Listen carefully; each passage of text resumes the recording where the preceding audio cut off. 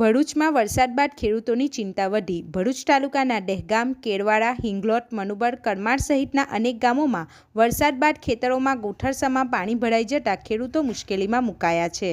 ખેડૂતોના જણાવ્યા અનુસાર સરકારના મહત્વાકાંક્ષી bullet train, Delhi Mumbai express way અને ફ્રેઇટ ટ્રેન પ્રોજેક્ટના કામ દરમિયાન કુદરતી પાણીના નિકાલના માર્ગો અવરોધાતા વરસાદી પાણી ખેતરોમાં જમા થઈ રહ્યા છે. પરિણામે કપાસ, તુવેર, મગ સહિતના ઊભા પાક પાણીમાં ગરકાવ થતાં ભારે નુકસાનની ભીતિ ઊભી થઈ છે. ખેડૂતોનું કહેવું છે કે જો આગામી દિવસોમાં પાણીનો નિકાલ નહીં થાય તો પાક સંપૂર્ણપણે બરબાદ થવાની શક્યતા છે. અસરગ્રસ્ત ખેડૂતો દ્વારા તાત્કાલિક પાણીના નિકાલની વ્યવસ્થા કરવા તેમજ પાકના નુકસાનનું સર્વેક્ષણ કરી યોગ્ય વળતર ચૂકવવાની માંગ કરવામાં આવી છે. રિપોર્ટર સરફરાજ પઠાણ સાથે ગુજરાત અદ્ભુત ન્યૂઝ ગુજરાતી. શું નામ છે આપનું? અબ્દુલભાઈ. ક્યાં રહેવાનું ને મારે રહેવાનું દહેગામ. શું પરિસ્થિતિ છે ખેતરોની? ખેતરોનું પાણી ભરાઈ ગયેલું છે, તમે જોઈ રહેલા છો, ને કપાસ ને તુવેરને ઘણું નુકસાન છે.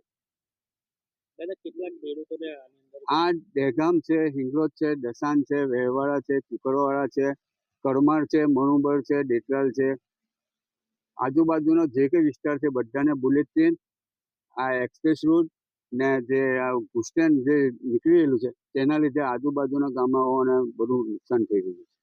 અહીં કયા કયા પાકો થશે? તુવેર ને કપાસ, મગ.